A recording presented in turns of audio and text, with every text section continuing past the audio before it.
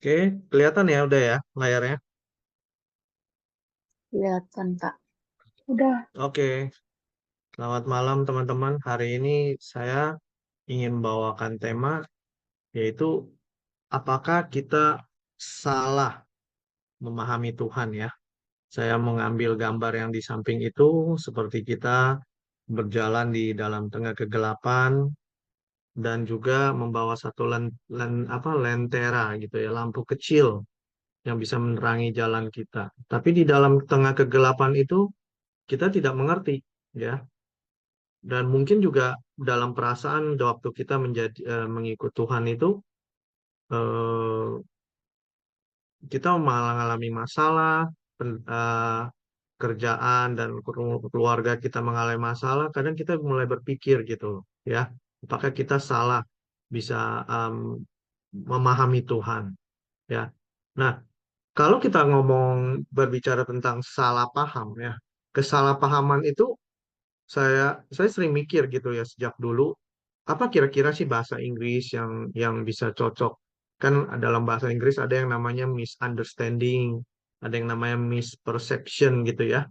Misunderstanding kan kesalahpahaman atau salah persepsi ya.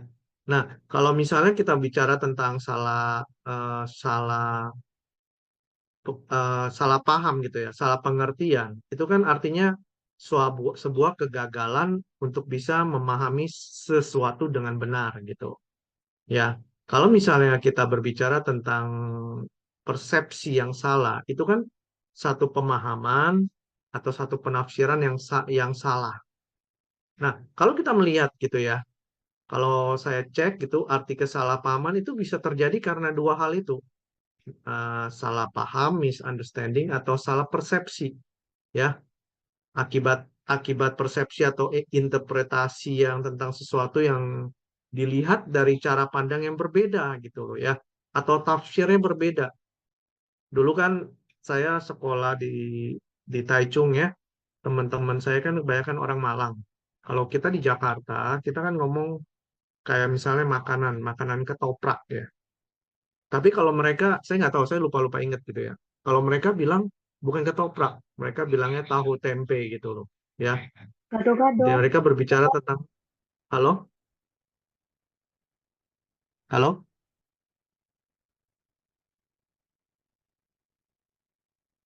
ada dengar ya? Halo, dengar, Kak. Oh, dengar, dengar. Oke, sorry. Ya, kalau kalau di apa? Kalau di di Malang katanya itu tahu tempe gitu loh. Kalau kita bilangnya ketoprak, ya. Jadi ada perbedaan cara tafsir gitu ya. Ada cara pandang yang berbeda. Nah, tapi yang bisa menjadi masalah itu ya yang menjadi masalah banyak orang eh, bentar, beranggapan gitu bahwa satu interpretasi, persepsi, pengertian dan tafsir mereka itu yang paling benar gitu ya. Kadang mereka bersekuku menganggap yang berbeda dengan dia gitu ya, berbeda dengan dirinya itu salah gitu loh ya. Nah, itu memang sering terjadi sejak dulu. Nah, pengajaran yang dia berkata pengajaran ini yang paling benar, naskah ini yang paling benar, terjemahan ini yang paling benar gitu loh ya. Nah, jadi kalau kita melihat gitu ya, terjemahan baik dalam bahasa Indonesia ataupun bahasa Inggris yang mutlak benar ya gitu ya, sebagai sebagai naskah terjemahan ataupun tafsir. Kita bisa melihat eh, banyak juga dalam berbeda dengan bahasa aslinya. Nanti kalau kita bisa melihat gitu ya. Nah, tapi kita bahas dulu kembali. Kadang saya berpikir gitu loh, apa yang bisa terjadi yang namanya terjadi kesalahpahaman ini? Apa karena kebodohan kita kah? Kesombongan atau kepicikan atau mungkin kesengajaan? Karena memang ada satu tujuan, ada satu misi tertentu yang mungkin terganggu gitu ya, yang ingin dicapai atau memang itu sesuatu yang mungkin ya sudah biasa terjadi ya, manusiawi kok salah paham dan ini memang apa memang manusia gitu loh ya, yang memang nggak pernah satu sama apa manusia yang kadang memang nggak pernah cocok dengan satu sama dengan yang lain. Nggak ada yang seragam gitu loh ya. Bahwa setiap orang itu bisa saja punya cara pandang atau keyakinan yang berbeda gitu. Bahkan sering nggak bisa dipaksa gitu ya untuk bisa menjadi sama. Wah, jadi walaupun mereka tahu gitu ya, yang mereka yakini itu salah pun, mereka masih kekeh gitu loh. Ini pokoknya yang benar ya, dan tetap nggak bisa diseragamkan. Nah, kalau kita melihat ya di dalam ayat firman Tuhan di Markus 4 ayat 22 sampai 23 dikatakan demikian. Sebab tidak ada sesuatu pun yang tersembunyi yang tidak akan dinyatakan, ya. Dan tidak ada sesuatu yang rahasia yang tidak akan tersingkap. Jadi sebenarnya Tuhan itu tidak bermain tak umpet ya. Enggak begitu ya. Pada saatnya semua akan dibukakan, ya. Apa saja yang eh, akan terlihat gitu ya, akan tersingkap, ya. Jadi kemudian kita melihat di ayat 23, barang siapa mempunyai telinga untuk mendengar, hendaklah ia mendengar. Mendengar di sini kan seperti kita lah sedang di Zoom, adalah satu tindakan gitu ya. Ya, kemudian daripada mendengar itu kita merespon. Jadi kalau kita benar-benar ingin mendengar, memahami sesuatu supaya nggak salah paham gitu ya, kita perlu step-stepnya itu, ya. Kita perlu langkah-langkah. Nah, saya tulis di sini yang pertama adalah tentu kejujuran, ya. Terus juga pikiran yang terbuka, kerelaan untuk menerima, dan juga kerendahan hati, ya. Jadi sesulit-sulitnya sebuah keadaan yang kita nggak mengerti, ya, sesulit-sulitnya Alkitab yang sepertinya susah dimengerti, semuanya itu akan dibukakan kepada kita dengan 4 tahap ini: kejujuran, pikiran yang terbuka, kerelaan menerima, dan juga kerendahan hati. Jadi kita mengucap syukur ya kalau kita melihat kemarin Bapak Rohani kita dihajar di YouTube dan sebagainya gitu kan, dan orang-orang yang terpelajar mereka nggak bisa menerima ya, dan kita bisa melihat ya eh, apa yang mereka yang sering dikatakan seperti teolog gitu ya dengan gelar yang tinggi belum tentu bisa menerima semua ini dengan tidak adanya kejujuran, pikiran terbuka, kerelaan menerima, dan juga kerendahan hati untuk mau belajar. Nggak gampang ya, nggak gampang ya. Nah, kita akan pelajari satu contoh Alkitab tentang satu kesalahpahaman, bagaimana bagaimana mereka itu apa salah dalam memahami Tuhan gitu loh ya. Salah di dalam memahami Tuhan. Ini yang contoh yang sering kita lihat gitu ya. Satu peristiwa yang dikenal dengan namanya Minggu Palem, gitu ya. Minggu Palem. Ini sering kita dirayakan gitu ya, hampir semua orang Kristen mainstream. Dulu saya sekolah SD kan di sekolah Katolik ya. Kalau sekolah Katolik ada perayaan seperti ini. Dulu kita disuruh bawa batang pohon palem waktu ada perayaan seperti ini.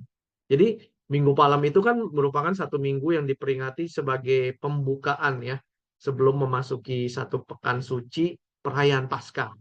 Ya, peringatan ini untuk mengenang masuknya Tuhan Yesus ke Yerusalem sebelum akhirnya memang dia disalibkan. Ya, Minggu Palem itu menjadi istimewa. Kenapa? Karena memang masuknya Yesus di kota Yerusalem itu sebelum ia mati dan bangkit dari kematian. Ya, itu sebabnya Minggu Palem ini disebut sebagai pembuka pekan suci. Ya, pembuka pekan suci yang fokusnya pada pekan terakhir Yesus Kristus berada di Yerusalem. Ya, perayaan ini dirujuk di dalam 4 Injil loh. Ada 4 Injil ini kalau teman-teman cari ini tertulis, ya, menulis tentang ini semua. Dan satu saya kutip di sini ya, di Markus 9 ayat Markus 11 ayat 9 dan sampai 10 dikatakan seperti ini ya gitu ya. Uh, Orang-orang yang berjalan di depan mereka mengikuti dari belakang berseru, Hosana, ya.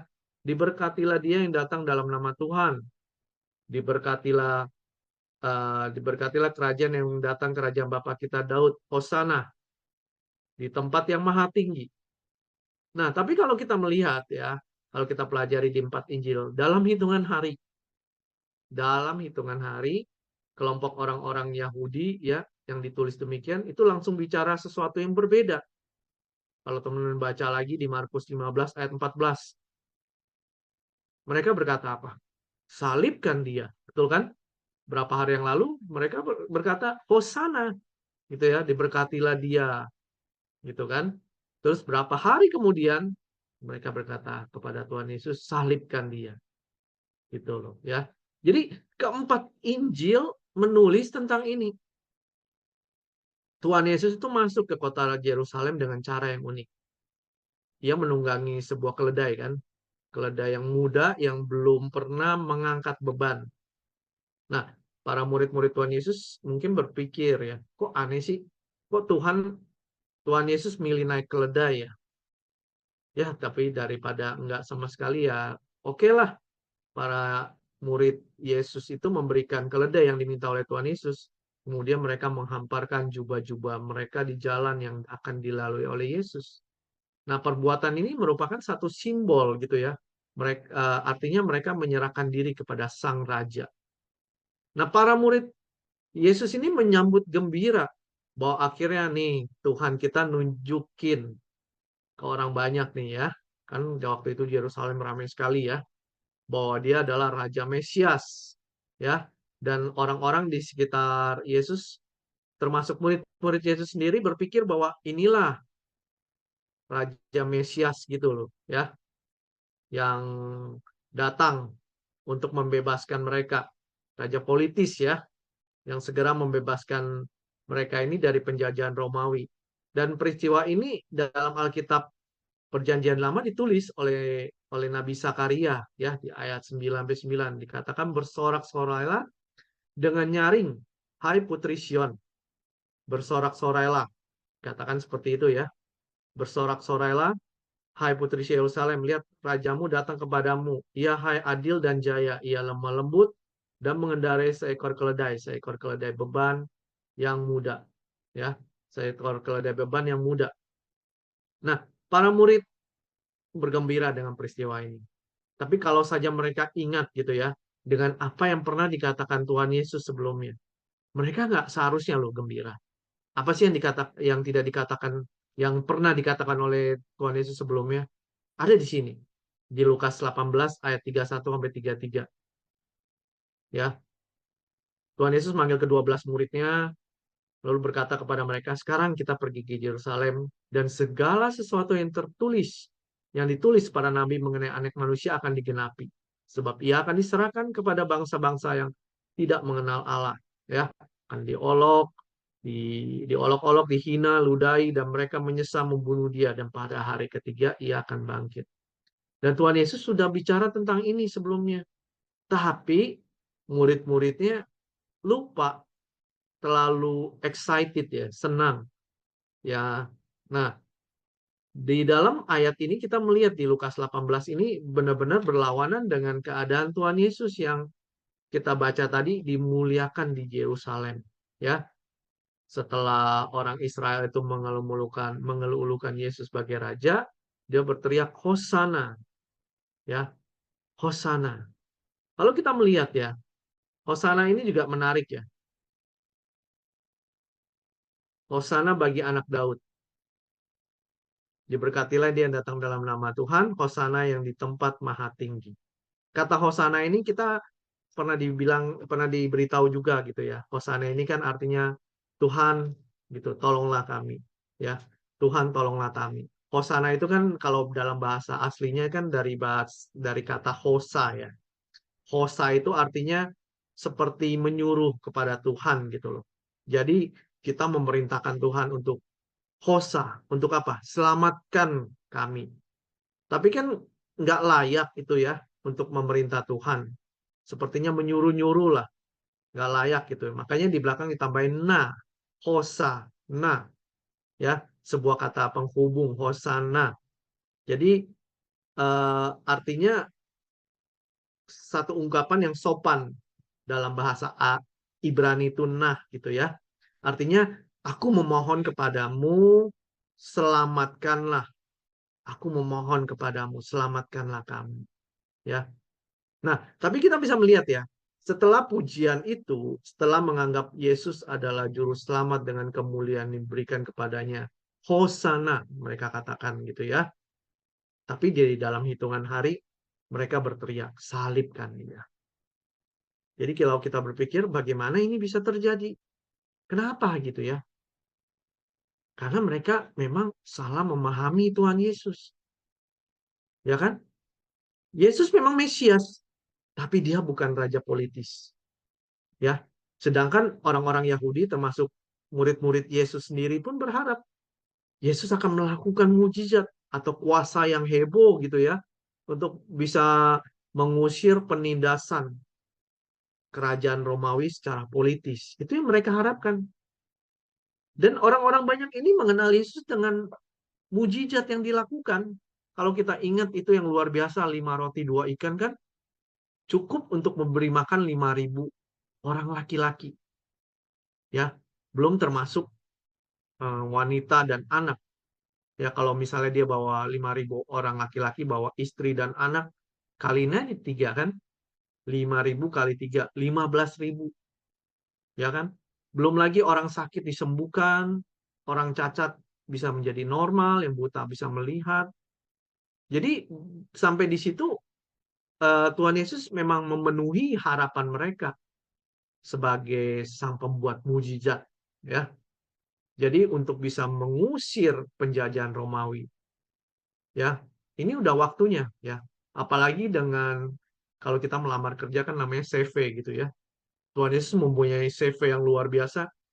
Tentu mudah sekali bagi Yesus untuk memimpin satu masa dengan kuasanya sebagai seorang raja, ya, dia melindungi rakyat secara politis. Tapi mereka salah memahami Yesus, ya.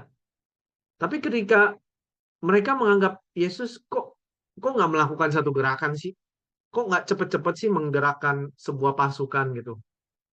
Nah, murid-muridnya Tuhan Yesus pun salah memahami, ya. Mereka mungkin mengenal Yesus sebatas sebagai rabi atau nabi. Jadi mereka pun kaget ketika kubur Yesus itu kosong. Padahal ya, kalau tadi kita baca berita kematiannya sudah diberitahukan kan jauh-jauh hari di Lukas 18 itu. Ya, mereka hidup murid-murid Tuhan Yesus ya, hidup sehari-hari bersama Tuhan Yesus. Dan itu pun bisa salah paham loh. Betul ya? Apalagi hubungan antara suami istri, ya kan? Orang tua dan anak, teman ke teman, ya. Sangat mudah sekali terjadi kesalahpahaman. Nah, kita berbicara tentang Yudas Iskariot gitu ya. Menurut teman-teman Yudas Iskariot ini jahat atau enggak sih? Sebenarnya dia juga salah paham loh. Yudas ini sebenarnya dia ingin mancing kan Yesus itu eh, untuk keluar gitu. Maksudnya untuk bisa menjadi Mesias, untuk menjadi raja secara politis. Dia menjual Tuhan Yesus dengan 30 keping perak itu kan murah sekali. Yudas menerima 30 keping perak, ya.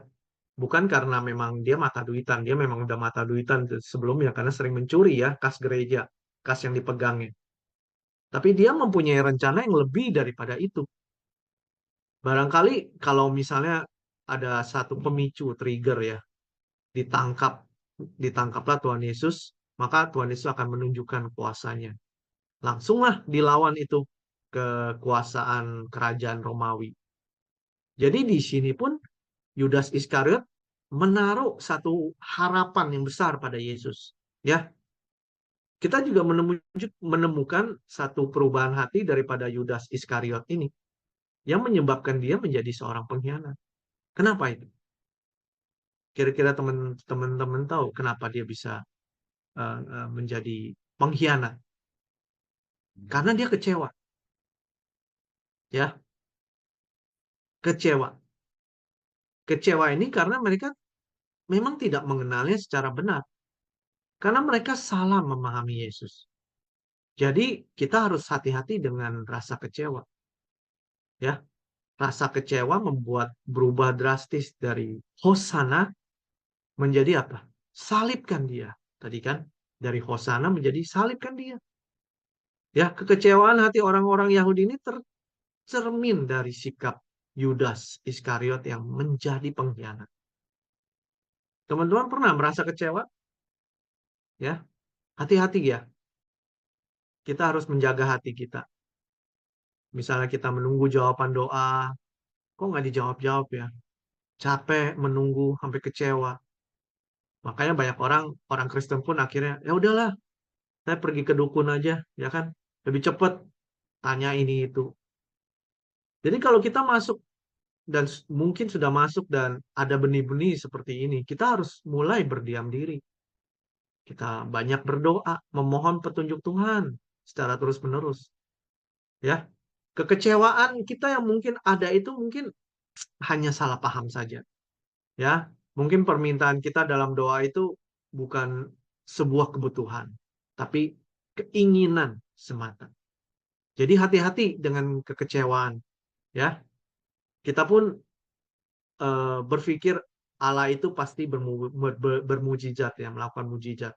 Allah itu penyembuh, dia memberikan sukses, memberikan berkat, Allah menolong, dan konsep-konsep ini yang dulu mungkin kita terapkan, dan sekarang mungkin masih ada gitu ya, bahwa dalam dia seharusnya nggak ada sakit penyakit ya. Kalau ada, kalau aku berusaha seharusnya aku nggak bangkrut misalnya. Pasti ada kesuksesan, karena menganggap Tuhan pasti begini dan pasti begitu gitu ya. Jadi kita hanya mencari Tuhan biasanya hanya karena apa? Berkat. Jujurnya gitu ya, berkat ya. Makanya dalam hal ini Tuhan Yesus menegur di Yohanes 6 ayat 26. Katakan begini, aku berkata kepadamu, sungguhnya kamu mencari aku bukan karena melihat tanda-tanda, melainkan karena kamu makan roti dan kamu kenyang. Gitu loh ya. Jadi kita bisa melihat gitu ya. Kalau kita ada, karena kita bisa pergi ke gereja atau mungkin kita online atau gimana gitu, kita bisa melihat lah. Kita bisa melihat diri kita sendiri kenapa kita datang ke gereja. Ya, mungkin karena musiknya enak, gereja di sana keren banget gitu ya. Suasananya enak, AC-nya adem. Wah, di sana gereja di sana pengkhotbahnya keren-keren misalnya. Setiap hari ganti-ganti yang top-top didatangkan di situ. Ya, ada gereja yang seperti itu kan, kita tahu setiap hari bisa, setiap minggu bisa ganti pembicara yang luar biasa, yang top-top ya. Dan kita pun bahkan sering memancing berkat dengan persembahan-persembahan yang kita berikan. Dengan maksud supaya persembahan itu kembali berlipat-lipat kali ganda. Jadi kadang kita, hal itu kita jadikan sumber berkat dan sumber mujizat. Tapi begitu kita mengalami yang namanya kesusahan dalam pekerjaan, dalam usaha, ya, dalam rumah tangga, kita langsung bisa apa? Kecewa, ya, kecewa akhirnya. Kita telah melihat contoh akibat pengenalan konsep ini. Setelah Hosana timbul yang namanya kutukan, salibkan dia. Karena mereka menganggap Yesus tidak melakukan apa-apa tuh, ya, tidak sesuai dengan ekspektasi mereka. Jadi pengenalan akan Tuhan itu biasanya sekedar sebagai pemberi berkat, mujizat, dan ini sangat berbahaya, ya. Jadi pemahaman kepada Tuhan membutuhkan yang namanya kesabaran, membutuhkan namanya ketekunan, ya. Jadi kita harus bisa menyelidiki hati kita. Apakah kita mengenal Tuhan dalam satu frame ya, bingkai Allah itu hanya pemberi berkat saja kah? Apakah kita datang ke gereja gitu ya, hanya sekedar untuk meraih roti untuk kenyang, atau mungkin untuk entertain mata kita gitu ya. Musiknya bagus, WL-nya keren, lightingnya, apakah demikian? Nah, bagaimana kalau kita mendapati Tuhan itu yang berbeda dengan konsep kita? Ya, harusnya Tuhan membuat tokoku laris misalnya ya. Harusnya pekerjaanku lancar, rumah tanggaku harmonis, tapi kok enggak sih? Ya, harusnya Tuhan memberikan aku kesembuhan, tapi kok enggak sih? Harusnya Tuhan tidak membiarkan aku hidup miskin gitu loh. Tapi kok enggak sih? Ada satu contoh dari Alkitab ya, tentang jemaat yang mengalami kemiskinan. Tapi oleh Tuhan Yesus itu kemiskinannya ternyata nggak diambil. Tuhan cuma bicara, bertahanlah, hendaklah engkau setia sampai mati. Ya, dan ini dikatakan kepada jemaat di Smyrna di Wahyu 2 ayat 9 sampai 10 ya. Katakan, aku tahu kesusahanmu, kemiskinanmu, namun engkau kaya dan fitnah mereka yang menyebut diri mereka Yahudi, tapi sebenarnya tidak demikian. Sebaliknya mereka jemaah iblis. Jangan takut terhadap apa yang engkau derita. Sungguhnya iblis akan melemparkan berapa orang di antaramu dalam penjara, supaya kamu dicobai. Kamu akan memperoleh kesusahan dalam 10 hari. Hendaklah engkau setia sampai mati. Ia akan mengaruniakan kepadamu mahkota kehidupan. Jadi ketika jemaat Smyrna ini ya, bukannya dikasih berkat ya, ketika mereka berkumpul bersama jemaah iblis, tidak disuruh Tuhan untuk pergi cabut kakimu dari kota itu, enggak. Tapi Tuhan katakan apa? Kamu harus jadi saksi ya, walaupun kamu menderita, kamu harus setia sampai mati, dan aku akan mengaruniakan kepadamu mahkota kehidupan. Jadi kadang-kadang ketika ada satu kesengsaraan, itu ternyata Tuhan tidak ambil. Ya, Tuhan tidak ambil. Walaupun dia tahu, dan kalau kita lihat pada ayat 11 gitu ya, Tuhan berkata barang siapa bertelinga gitu ya, dikatakan hendaklah ia mendengar apa yang dikatakan Roh kepada jemaat-jemaat. Barang siapa menang, ya. Kalau dikatakan barang siapa menang berarti ada yang nggak menang. Jadi di sini dikatakan harus ada yang namanya perjuangan, ya. Tuhan Yesus berkata barang siapa menang, ia tidak akan menderita apa-apa lagi oleh kematian yang kedua. Jadi apa yang terjadi yang jemaat Smyrna ini bertolak belakang dengan kehidupan dengan gereja-gereja di kota besar kan? Ya di Indonesia misalnya atau di Taiwan gitu ya. Hari-hari ini dengan sound system yang luar biasa gitu kan. Pastornya juga keren-keren, in style gitu. Ya, ada IG, TikTok dan sebagainya, ya. Jadi kita bisa melihat beda sekali. Jadi di sini kita melihat contoh bahwa jemaat Smyrna memang tidak dipulihkan dari kesengsaraannya di dunia ini. Mereka hanya dijanjikan yang namanya mahkota kehidupan setelah kematian tubuh nanti. Kok lama banget sih? Tuhan kok beda ya? Kok nggak memberikan pemulihan? Kok tidak memberikan jalan keluar? Kok cuma minta minta kita bertahan saja? Nah, kadang Tuhan membiarkan kita memang dalam kesulitan dan membiarkan kita menghadapinya. Karena Tuhan ingin memang mau menjadikan kita berjuang ya, sebagai tentara-tentaranya, bukan orang yang santai-santai gitu. Karena kita semua adalah murid Tuhan dalam sekolah kehidupan. Nah, di sekolah kehidupan kan bedanya dengan sekolah formal, memang nggak dibatasi oleh ruang dan waktu kan. Ya, biar kita sama-sama pakai Zoom, kita belajar, ini kan tetap satu ruangan di sekolah. Karena sekolah kehidupan ini tidak dibatasi oleh sekat, ruang, waktu, atau Zoom. Enggak ya. Setiap hari kita belajar. Dan pelajaran yang diberikan oleh Allah sebagai guru kita, maha guru kita, pelajarannya beragam sesuai dengan kualitas diri kita masing-masing. Setiap pelajaran yang diberikan selalu mengandung satu pesan yang tersembunyi, yang hendak disampaikan oleh guru besar kita. Tapi sayangnya kita sebagai murid itu kadang kita nggak memahami maksud dari guru kita, gitu. Ya, kita tidak memahami. Nah, ketika Musa bertanya nama Tuhan gitu ya, waktu dia bertemu dengan Elohim Yahweh dalam bentuk semak belukar yang berapi tapi tidak terbakar, dikatakan Tuhan namamu tuh apa sih gitu ya. Kalau mereka tanya, maksudnya orang orang Israel tanya namamu apa? Di Keluaran 3 ayat 14, aku adalah aku, ya. Aku adalah aku. Kalau bahasa Ibrani-nya itu ini ya, Ehyeh Aser Ehyeh gitu ya. Ya. Kenapa sih Musa ini harus tanya-tanya gitu ya? Aku ya aku gitu ya. Kamu nggak usah banyak tanya tentang banyak-banyak tanya tentang aku.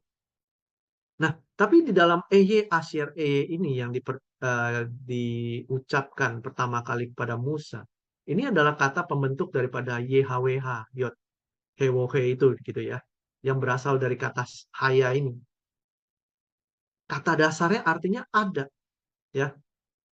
Jadi kalau kita melihat EY Asyir EY itu luar biasa. Saya belajar tentang ini kan kalau bahasa Ibrani kan bacanya dari kiri dari kanan ke kiri ya. Kalau bahasa yang normal kan kita biasa kiri ke kanan. Kalau mereka dari kanan ke kiri. Kalian bisa melihat dari kanan ke kiri huruf pertama itu sama kan? Huruf pertama itu sama. Sama semua itu. Itu adalah artinya alef gitu ya. Artinya satu satu satu. Itu luar biasa. Kalau kalau kita belajar tentang gematria ya. Satu satu satu. Satu itu artinya lembu. Dulu kan lembu itu lambang kekuatan ya. Lambang kekuatan ya. Dan satu-satu itu mengartikan satu kesatuan, otoritas, pewahyuan. Ya, jadi menurut para ahli gitu ya, ungkapan kata EY ini mengatakan aku hadir, aku perbuat, aku akan hadir dan aku akan selalu ada. Aku ada. Jadi kehadiran Allah bagi Israel itu bukan seperti kehadiran barang mati, ya, bukan ya.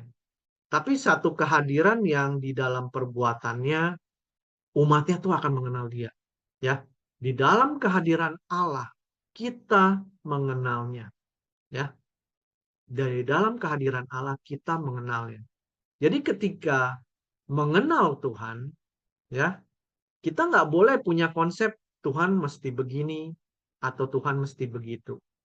Ya, kita tidak bisa memberikan skrip skenario kita kepada Tuhan. Ya, jadi jangan sampai salah paham.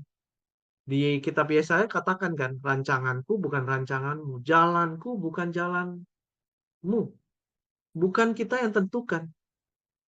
Jadi kita nggak bisa punya hak untuk bisa menentukan Tuhan mesti begini, Tuhan mesti begitu. Ya, siapakah Tuhan yang kita kenal? Rasul Paulus memberikan contoh tentang pengenalan Tuhan yang tidak dinilai dari berkat secara materi dan mujizat. Ya, kalau teman-teman baca tentang di kitab Filipi ya, itu kan dikatakan satu buku sukacita. Buku sukacita itu ditulis di mana? Di dalam kerajaan? Ya, enggak. Kitab itu ditulis di dalam penjara oleh Rasul Paulus. Ya, bukan di atas kasur yang nyaman gitu, enak. Tapi Rasul Paulus menulisnya ini dalam satu penjara yang di bawah tanah, dingin, nggak enak sekali. Tapi di situ Rasul Paulus menulis namanya The Book of Joy, buku sukacita. Jadi kita perlu duduk diam, kita periksa diri kita, apakah kita mengenalnya secara terbatas, ya? Apakah kita mengenalnya hanya pada berkat dan mujizatnya saja, tak? Siapa tahu kita salah memahami Tuhan kita. Ya, maka jangan sampai karena kurang kenal kita kepadanya membuat kita mengkhianatinya, ya kan? Dari Hosana menjadi salibkan dia, ya. Dari Hosana menjadi salibkan dia. Kita lihat di dalam Wahyu 3 ayat 20, ya. Di situ dikatakan, lihat, aku berdiri di muka pintu dan mengetuk. Jika ada orang yang mendengarkan suaraku dan membukakan pintu, aku akan mendapatkannya, ya. Dan aku akan makan.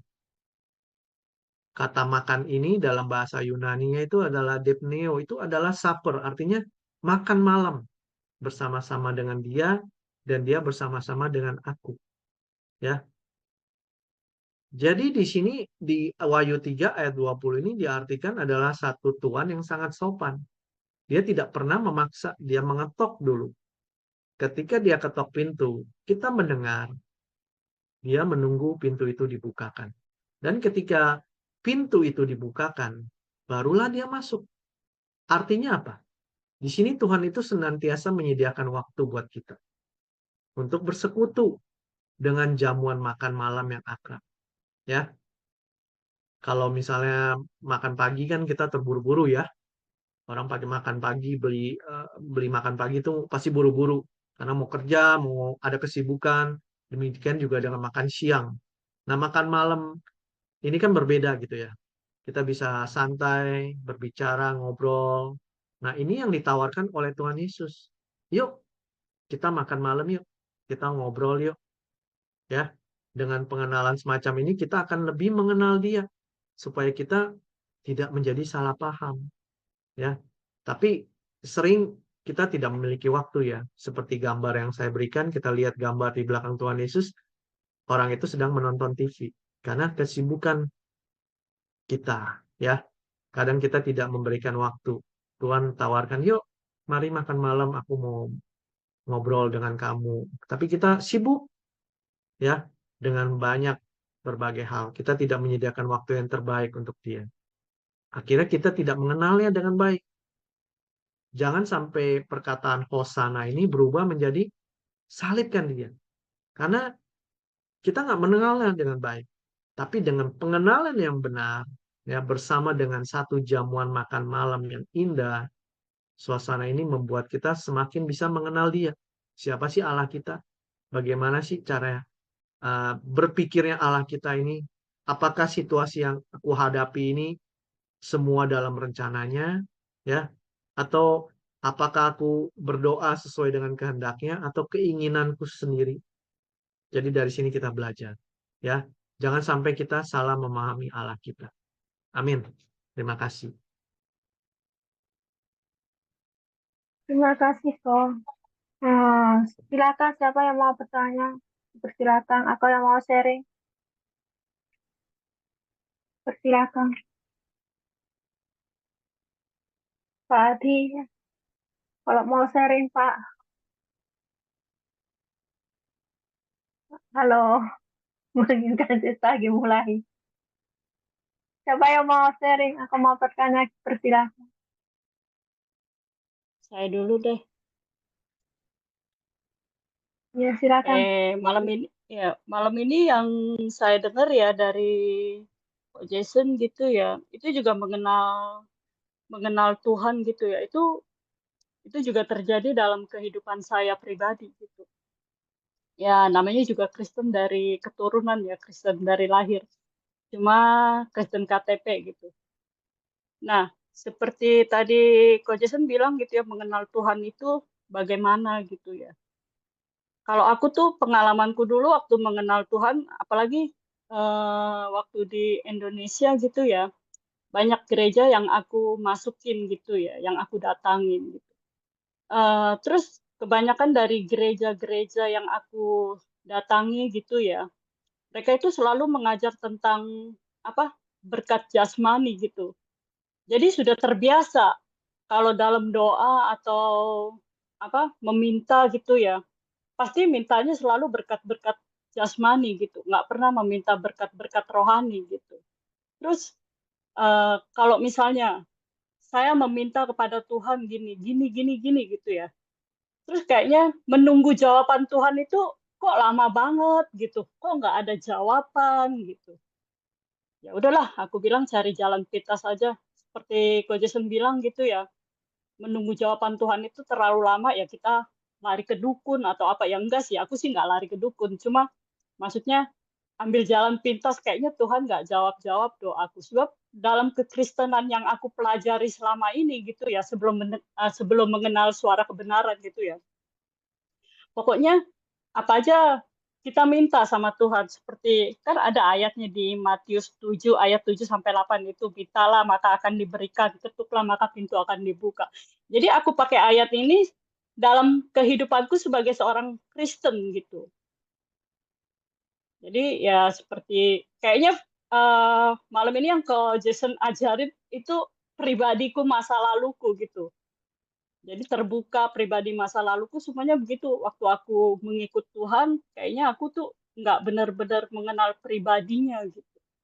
Yang aku taunya kemauanku, keinginanku, bukan keinginan dan kehendak Tuhan gitu. Kayaknya Tuhan kalau aku doa atau apa tuh harus ada jawaban. Nah, kalau tidak ada jawaban yang ditunggu-tunggu, ya kecewa lah. Akhirnya aku tinggalkan Tuhan gitu. Eh, makanya aku bisa lari menikah sama orang Taiwan itu, aku juga kecewa sama Tuhan. Nah, sejak aku menikah sama, ini pengalaman cerita ya, cerita sedikit pengalamanku waktu aku ke Taiwan itu, aku sebenarnya sih kecewa sama Tuhan. Makanya aku lari jadi menikah sama orang Taiwan. Gitu. Sebabnya aku bilang kok jadi Kristen kok kayaknya gini aja. Padahal diajarinnya tuh ya mintalah maka kamu akan diberikan, ketuklah maka pintu akan dibuka. Kok tapi nggak ada bagi bagi aku gitu ya. Kayaknya jalan tuh sulit sekali gitu. Akhirnya ya kecewa aku menikah dengan orang Taiwan. Nah, terus dari sejak menikah sama orang Taiwan di sini, aku juga ikut sembayangan di sini ya. Terus terang, aku mempelajari sembayangan yang di sini, pai-pai di sini itu aku ikutin semua. Jadi semua dewa-dewa di sini itu udah aku sembayangin, aku tahu semua itu. Aku memang lari dari Tuhan. Itu kekecewaan yang benar-benar sakit sekali gitu ya.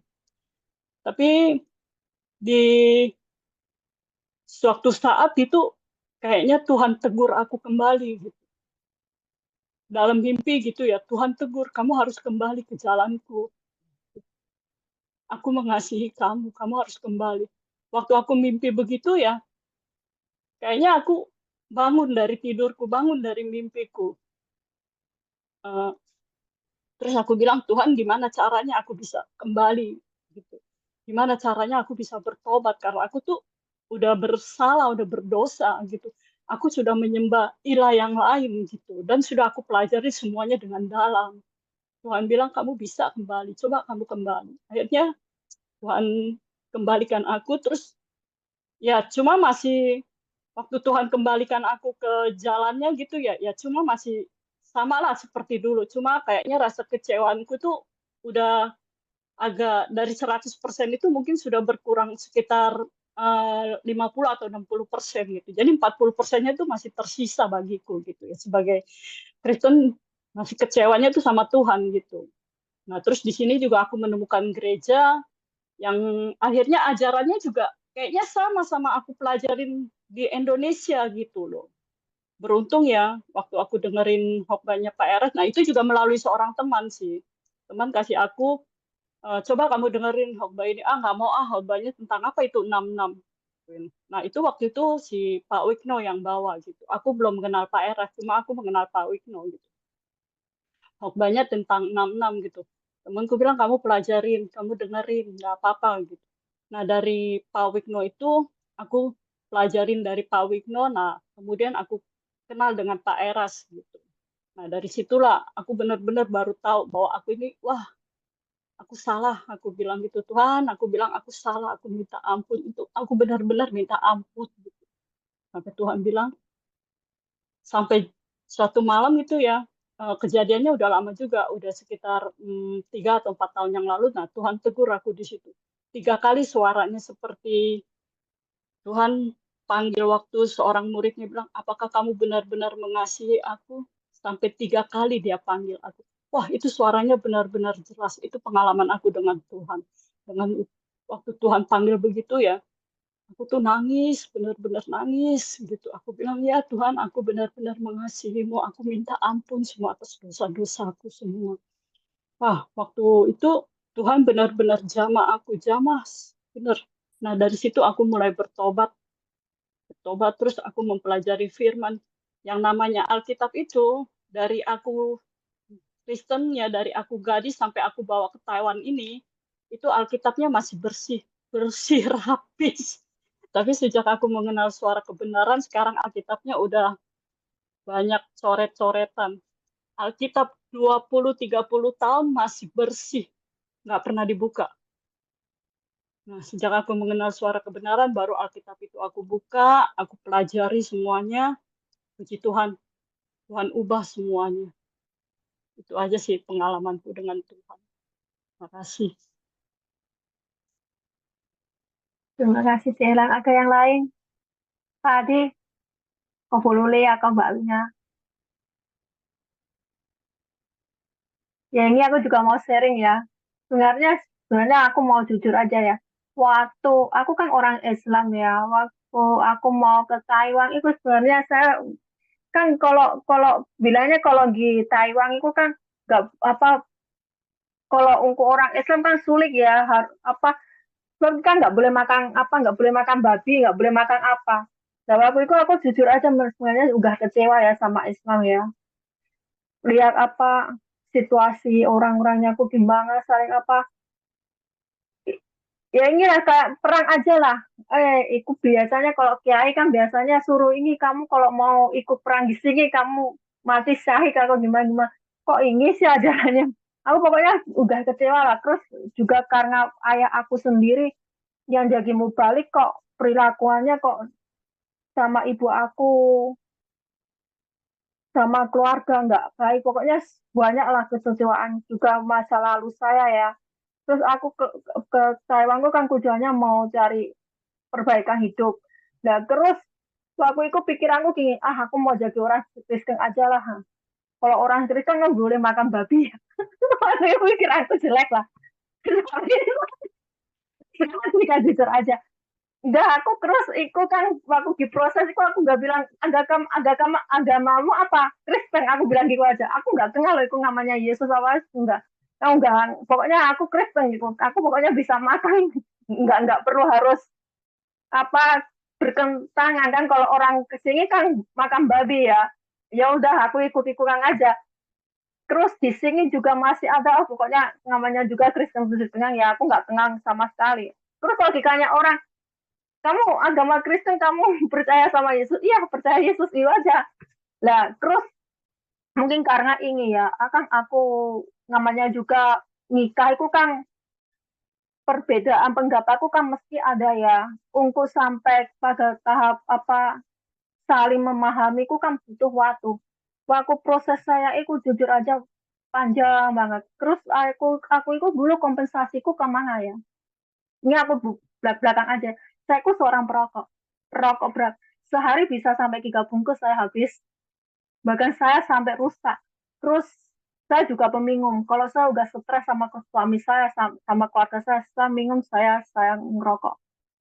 Iku aku terus sampai akhirnya saya itu dapat ini kiriman dari temen aku, kiriman kayak foto apa videonya Yesus ya, perjalanan kisahnya Yesus. Dari itu aku tersentuh.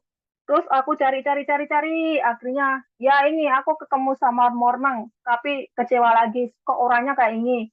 Terus ke gereja Yehowa, itu saksi Yehowa ya, juga kecewa kok orangnya bilangnya gini, tapi kok sama orang di Kepang aja seorang nenek yang jatuh ya, dibiarin aja, nggak dilihat, nggak gitu. Aku lihat ya, mau masuk ke gereja kok para jemaahnya kok kayak gini sih ya, lihat orang jatuh nggak dibantuin, nggak diapain, cuma dipanggang lah, terus dalam berlalu gitu aja. Dari itu aku kecewa, terus nggak mau masuk lagi ke Kristen. Sampai akhirnya saya nggak sadar apa ini lihat kok banyak Pak di dekat Lumindo. Kau ya Pak di begitu ya. Terus aku ikutin terus selama 1 minggu. Terus 1 minggu nggak sengaja ini karena pijak-pijak kok banyak Pak Eras. Saya ketarik sama itu waktu itu Pak Eras ngomong apa ya? Waktu itu kayaknya masalah masalah apa kekekalan lah. Oh orang itu harusnya seperti apa ya waktu itu? Aku hampir lupa. Tapi itu kesannya banget sampai menggalam ke aku ya lah. Terus dari itu aku sebenarnya masih belum ikut Kang Pak Eras langsung sih. Aku masih ngerokok ya waktu itu masih ngerokok. Sampai terakhir itu karena saya itu kan sering ya kalau enggak sering dulu itu kan sama suami aku sering berantem ya. Kalau enggak berantem itu sampai saya itu ninggalin rumah jujur aja. Saya nggak mau ngurus keluarga sama sekali nggak mau ngurus. Sampai akhirnya pokoknya saya pengen CEO gitu lah. Terus akhirnya karena mungkin juga capek ya, saya juga lelah ya. Akhirnya saya cuma minta, Tuhan kalau kamu itu benar-benar ada ya, kamu tolongin aku. Apa sebenarnya mau kamu kehendak kamu sama aku tuh sebenarnya apa? Nah, terus dari itu aku lepasin semua entah kenapa ya. Waktu itu aku akhirnya ini puasa pertama kali Pak Eras ngadain puasa 40 hari itu ya aku ikut. Lah terus gara-gara terus aku selain itu aku juga puasa sendiri. Aku mau cari bener-bener cari Tuhan. Aku puasa sendiri selama sehari pokoknya sesuai dengan niat aku ya puasa cari cari apa baca kitab walaupun nggak ngerti waktu itu baca semua pokoknya tiap hari aku cuma dengerin aja. Terus ini tiba-tiba ya juga ada suara seperti kamu kayak si Elang itu ya. Ada suara kamu harus percaya Tuhan itu kan cuma satu yo. Tapi dia aku pakai bahasa Arab loh ya. Lucu ya. Pakai bahasa Arab la ilaha illallah itu bahasanya orang Islam. Loh, kok gitu aku bingung. Terus aku masih belum percaya. Terus ya nggak belum terlalu baik lah. Terus terakhir itu aku ngimpi lagi ku ngimpi ayah aku pakai ayahku kan udah almarhum ya datang ke rumah gitu ke rumah aku pakai baju bagus gitu terus ada orang bilang sama aku kamu makam kok papa kan udah meninggal gitu kayak orang di samping aku bilang sama orang itu tapi aku nggak terlalu jelas dia bilang gini udah meninggal iya itu memang udah meninggal dia pakai baju bagus gitu kamu kok harus makamkan dia kayaknya aku kayak dia aku punya gimana ya kamu harus makamkan diri kamu seperti ini loh. Jadi semua keinginan saya kebiasaan saya itu harus saya tanggalkan itu nah gara-gara itu aku nggak aku aku nggak ngerti apa ya ini maksudnya mimpi aku maksudnya suara ini apa ya terus ya terus waktu itu gimana ya ya pokoknya masih puas ikut puasanya Pak Eras itu ya terus entah kenapa kok langsung kayak gini aku mau berhenti merokok aku mau berhenti berhenti apa berhenti minum pokoknya aku semua aku lepasin lah aku mau sekarang terserah suamiku mau ajak aku berantem mau apa pokoknya aku diamnya aku nggak mau urus lah pokoknya aku sekarang terserah lah mau misalnya keluarga aku mau hancur ya hancur aku pokoknya udah pasrah sama kamu Tuhan nggak taunya gara-gara aku nggak ngerokok nggak minum nggak apa ya berubahku kalau aku pokoknya cuma pas aku cuma tiap hari selain pulang kerja aku baca kitab terus aku doa sendiri terus nggak taunya seminggu setelah itu ya suamiku berhenti loh suka minum suka berantemnya sampai terakhir nih pribadinya bagus banget aku jujur aja puji Tuhan apa ini juga mujizat Tuhan ya ya ini aja sharing aku terima kasih benar Tuhan itu juga bisa nggak menjawab langsung pada waktunya tapi pasti ada jawab waktunya terima kasih siapa lagi yang mau sharing silakan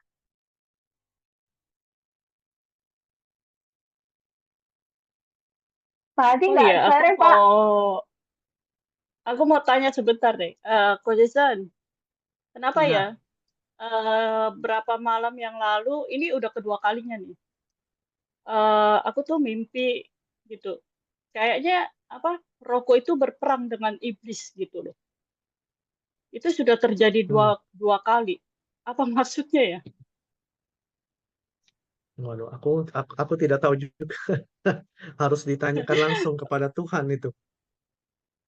Iya, udah dua kali itu. Apakah Aduh, aku bilang, ada satu pergumulan gitu?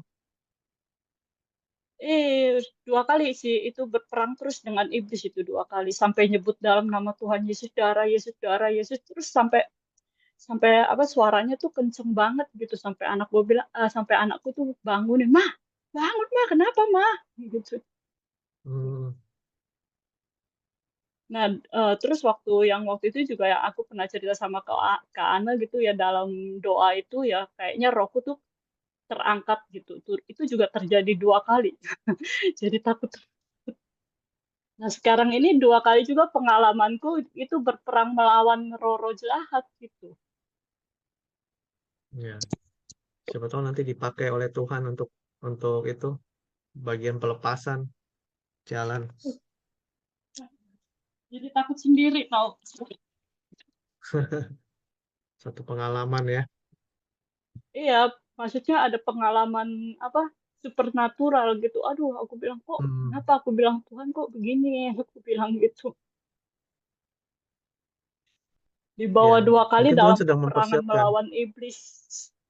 Hmm, ya mungkin lagi dipersiapkan oleh Tuhan untuk satu pekerjaan ini. Kita nggak tahu. Iya, terus sih aku bawa Coba dalam saya. doa terus. Iya betul. Makasih. Tapi emang ya kok ya, aku juga ini mau tambah ya. Kadang itu kalau kita doa ya, ya bukannya kita berdoa aja ya. Kadang setiap apa kayak ini kalau dalam kerja kalau aku lagi nganggur itu kadang apa saya nyanyi-nyanyi sendiri, penyembah sendiri ya dalam hati ya. Tapi kok kadang walaupun kita menyembah ya, itu agak kayak ada suara loh. Kadangku kayak gini, ah palsu aku gimana. Kadang kalau kita menyebut Yahweh, Elohim itu kan harus harus hormat ya. Kadangku ada suara loh ya, kok kayak gimana? Nggak ada Elohim Yahweh apa? Bohongan. Kadang sampai gitu aku sampai takut loh kok. Jujur aja aku juga takut loh. Kadang kok apa ya ini kok benar suara iblis atau suara aku sendiri yang memberontak. Gimana ini? Kalau Jason, Ya apa terus sih saja lah ya seperti disebutkan. itu dia lah maksudnya. Takut loh Iya, toh. terus Sampai dalam gara nama Yesus juga aku. Tapi kadangku kayak hmm, ini. Nggak ada Elohim Yahweh kamu jangan. Itu buang. Keras bener-bener loh kok. Kadangku sampai saya hmm, aku ini ku sebenarnya aku agak barang lain. Gimana di kaki kanan kiri saya aku bener jujur. Ya akhir-akhir hmm. ini juga sih sama sih lah Iya, mungkin ada Iya, intimidasi gitu ya. merinding aku. merinding. Kamu merinding, aku juga merinding. Merinding. Pengalaman super, ya pengalaman supernatural nggak pernah aku alami kok sekarang aku alami gitu ya. Terus udah gitu ya, kayaknya kalau sekarang apa sering keluar gitu jalan-jalan kayaknya gitu, kayaknya nggak ada kenikmatan sama sekali loh. Kayaknya lebih baik aku Hmm. baca Alkitab atau nyanyi gitu. Kayaknya ada kenikmatan gitu. Tapi sekarang kalau kayak keluar atau gimana ya, sering diajak temen gitu keluar jalan-jalan atau anak-anak gitu. Kayaknya nggak ada kenikmatan sama sekali seperti dulu loh gitu. Aneh gitu. Ya,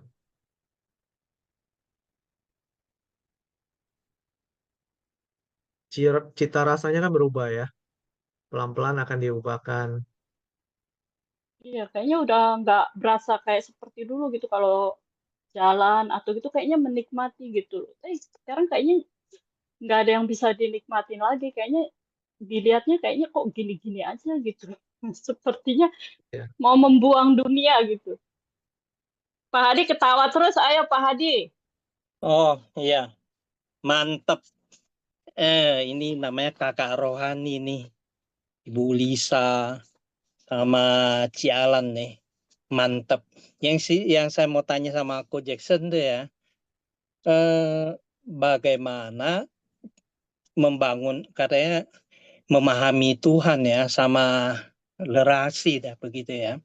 Buat pemula kayak saya gitu ya, tingkatannya ya masih agak rendah gitu. Apa yang harus dilakukan supaya bisa memahami kehendak Tuhan gitu.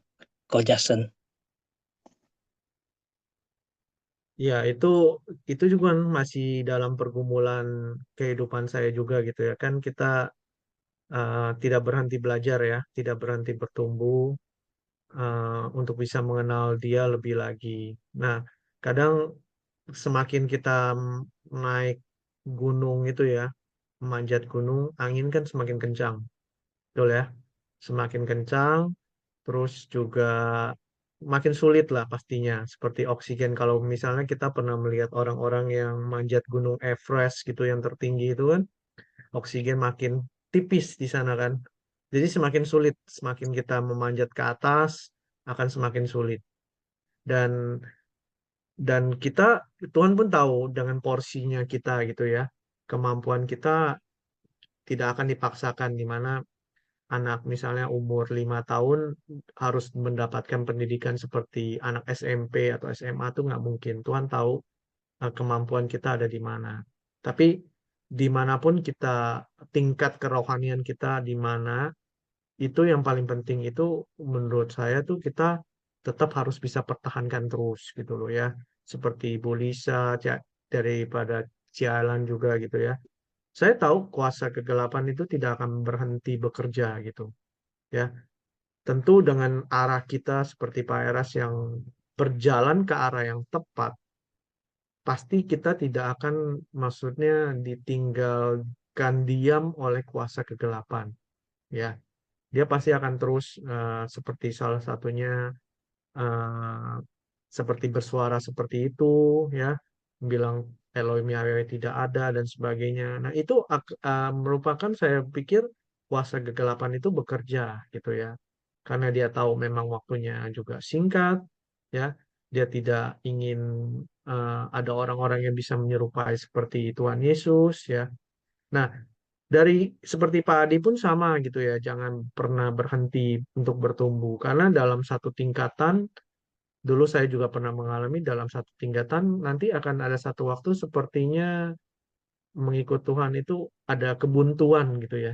Sepertinya kok begini-begini saja sih, bosan gitulah istilahnya. Sepertinya nggak ada peningkatan, bosan. Kok sepertinya mencari Tuhan tuh berdoa nggak mendapatkan apa-apa gitu ya. Ada satu kebosanan rohani, tapi itu merupakan satu proses.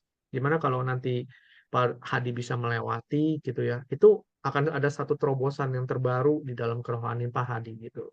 Jadi menurut saya untuk bisa mengenal Tuhan, kita nggak bisa mengenal Tuhan dengan otak kita yang segini tok gitu ya.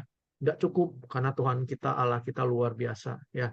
Tapi kita bisa, dia bisa memberikan satu porsinya yang bisa kita kenal. Itu sangat luar biasa sekali ya. Di mana dia sangat mulia, sangat agung, dia bisa memberikan porsinya untuk bisa kita kenal. Dan itu perlu kita gali terus. Dan itu nggak pernah berhenti sampai kita meninggal nanti ya. Makanya terus kita bertumbuh aja ya. Jadi semakin kita menaiki satu gunung yang semakin tinggi, kita pasti akan semakin nggak mudah gitu ya, nggak mudah menjalani kehidupan kekristenan kita, tapi kita perlu berjuang bersama-sama gitu Pak Adi. Terima kasih, Ko Jason. Ya, sama-sama. Ada yang mau bertanya lagi? Mbak Winga, Mbak Mutia, Mbak Lisu, Bu Lili. Kalau nggak ada, kita tutup ya. Sebelumnya, Kau Jason yang bawa doa juga doa untuk Bapak Rohani kita. Oke, yuk kita berdoa bersama-sama. Bapa di surga, kami mengucap syukur, kami berterima kasih untuk berkat-Mu dalam hidup kami, terutama pada kelas malam hari ini, kami bisa bertemu di ruang Zoom ini, Tuhan. Kami mau bersatu hati untuk terlalu berdoa kepada Bapa rohani kami, Tuhan, Bapak Erastus. Biar Tuhan pemulihan terus Kau berikan dalam kehidupannya, biar makin hari, baik dalam terapi, fisioterapi, dan apapun, tim medis yang menangani Tuhan, biar Kau terus bisa pulihkan Bapak rohani kami Tuhan. Berkati juga dengan Ibu Eras, juga dengan Pastor Stefani Tuhan, sebagai keluarga, mampukan mereka Tuhan, memberikan kekuatan, penghiburan selalu kepada Pak Eras. Dan kami berdoa Tuhan, juga dalam masa pemulihan daripada Pak Eras, kami yakin kuasa-Mu, Roh-Mu juga ada dalam bersama dengan dia, memberitahukan hal-hal yang luar biasa yang nanti akan disampaikan kepada kami. Apa yang dia alami Tuhan, dan Kau juga berbicara di dalam kehidupannya. Terima kasih Bapa, berkati terlalu Tuhan, kami semua yang ada di ruangan Zoom ini Tuhan. Biar Tuhan apa yang kami kerjakan, tangan-Mu selalu menyertai. Baik kami yang mempunyai usaha, bekerja, berkeluarga, apapun yang kami kerjakan Tuhan, Kau selalu menyertai tangan kami Tuhan. Terima kasih Bapa. Biar Tuhan kalau sebentar kami akan beristirahat juga pada malam hari ini. Kau berikan kami istirahat yang tenang. Besok pagi kami bangun Tuhan. Dan juga berkati teman-teman kami yang tidak sempat hadir pada malam hari ini. Terima kasih Bapa. Terimalah berkat dari Allah Bapa, kasih daripada Tuhan Yesus dan penyertaan dengan Roh Kudus menyertai kita semua dari hari ini sampai selama-lamanya. Haleluya. Amin. Amin. Terima kasih, Terima Ko. kasih, Ko Terima Jason. kasih. Terima kasih. Ya, Tuhan Selamat berkati. malam Wah. semuanya. Malam. Malam semua. Selamat malam Malam Bye-bye. semua. Bye. Malam. Malam.